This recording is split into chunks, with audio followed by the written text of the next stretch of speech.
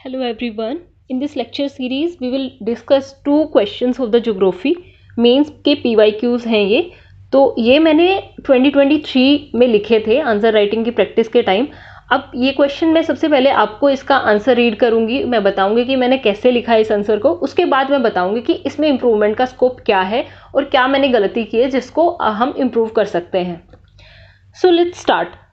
Question है major hot deserts in the northern hemisphere are located between 20 to 30 degree north and on the western side of the continents. Why? तो reason हमें इसका explain करना है. तो I started with the definition of the desert. Deserts are the regions of scanty rainfall form due to the high pressure condition created mechanically. So fair enough. Example है सहारा desert, Thar desert, Mojave desert. अब factors responsible की जब बात आती है तो factors responsible क्या है इन फॉर्मेशन का, इन डेजर्ट्स का. First factor is present around सब ट्रॉपिकल हाई प्रेशर बेल्ट. सब ट्रॉपिकल हाई प्रेशर बेल्ट की वजह से यहाँ पे डिसेंडिंग एयर करंट्स होते हैं जिसकी वजह से यहाँ पे प्रेसिपिटेशन नहीं होता है. Second question is presence of cold current around the west coast of the continents. और जो ये कोल्ड करंट्स की प्रेजेंस की वजह से जब एयर ब्लो करती है इन कोल्ड करंट से तो वो लिटिल और नो प्रेसिपिटेशन देती है. एग्जाम्पल है इसका कोल्ड पेरुवियन करंट जो कि चिली के वेस्ट कोस्ट पे है, जिसकी वजह से अटाकामा डेजर्ट होता है, और बेंजुएला करंट जिसकी वजह से नामीब डेजर्ट अफ्रीका में है. Next is offshore trade winds की बात करते हैं. इसका थर्ड रीजन है ऑफशोर ट्रेड विंड्स. तो ये जो वेस्ट कोस्ट पे ट्रेड विंड्स ऑफशोर होती हैं जिसकी वजह से रेन नहीं होती है, जबकि जो ऑनशोर वेस्टर्लीज जो होती हैं वो ब्लो करती है कूलर से वार्मर रीजन में, जिसकी वजह से रिलेटिव ह्यूमिडिटी रिड्यूस हो जाती है और रेन का मतलब रेन नहीं होती है उस टाइम पे, प्रेसिपिटेशन डिक्रीज हो जाता है. उसके बाद ये एक रीजन है कि लीवर्ड साइड पे लोकेटेड है ये माउंटेन्स के. एग्जाम्पल है रॉकीज में. यहाँ पे क्या होता है कि हाई रेनफॉल विंडवर्ड साइड पे होता है और जो शेडो एरिया होता है, रेन शेडो जोन होता है, वहाँ पे जो डिसेंड करती है एयर तो एब्जॉर्ब करती है वो मॉइस्चर को और डेजर्ट लाइक कंडीशन क्रिएट करती है, लाइक मोहावे डेजर्ट और सोनोरे डेजर्ट. अब these factors collectively are the reason for the formation of the hot desert around 20 degree to 30 degree north in the northern hemisphere. So fair enough. This is the conclusion part. अब page complete हो सकता था ये. Actually 150 words का ये answer है, तो ये जो यहाँ पे पूरा कॉम्पैक्ट लिखा गया है इसकी वजह से 150 से ज़्यादा वर्ड्स हो रहे हैं. तो यहाँ पे ये कंक्लूजन पे हमारा आंसर कंप्लीट हो जाता है. लेट मी टेल यू कि इसमें गलती क्या है और इसको इम्प्रूव कैसे किया जा सकता है.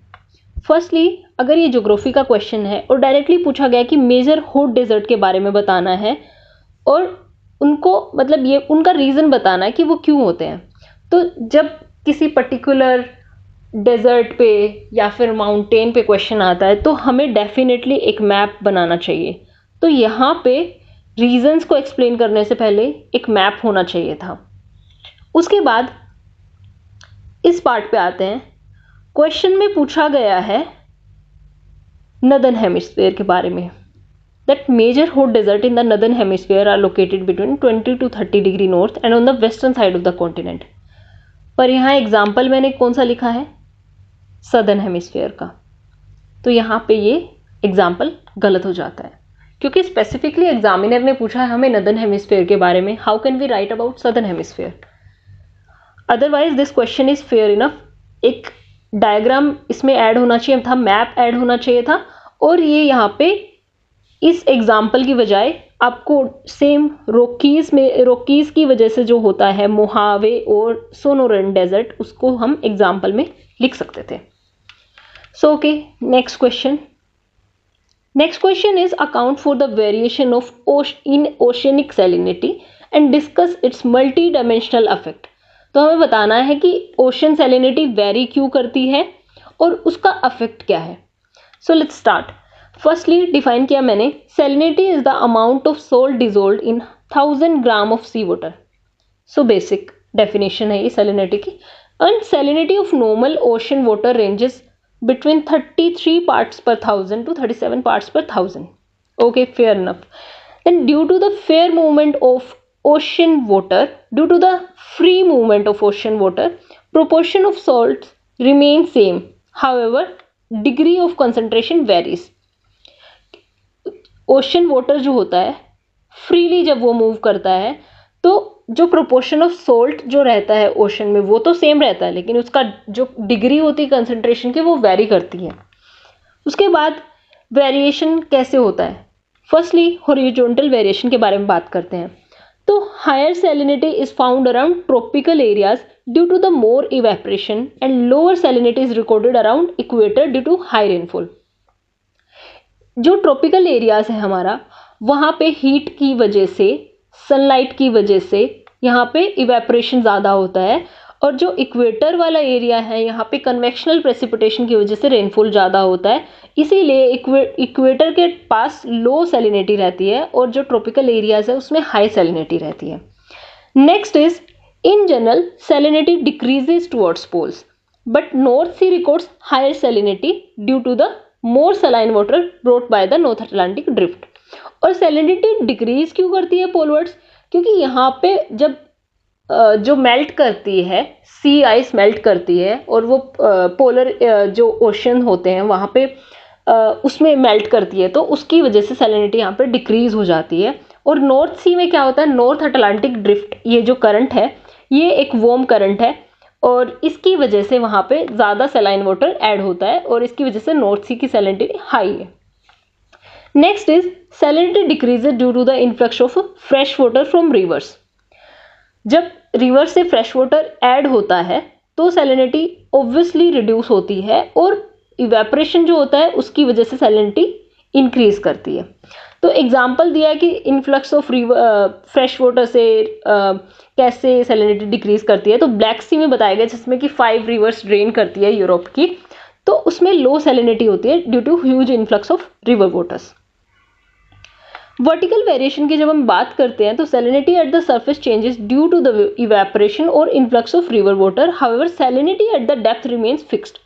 जो सरफेस एरिया होता है, सरफेस पे सैलिनिटी इंक्रीज भी करती है और डिक्रीज भी करती है. इंक्रीज करती है इवेपोरेशन की वजह से और डिक्रीज करती है इन्फ्लक्स ऑफ रिवर वाटर की वजह से.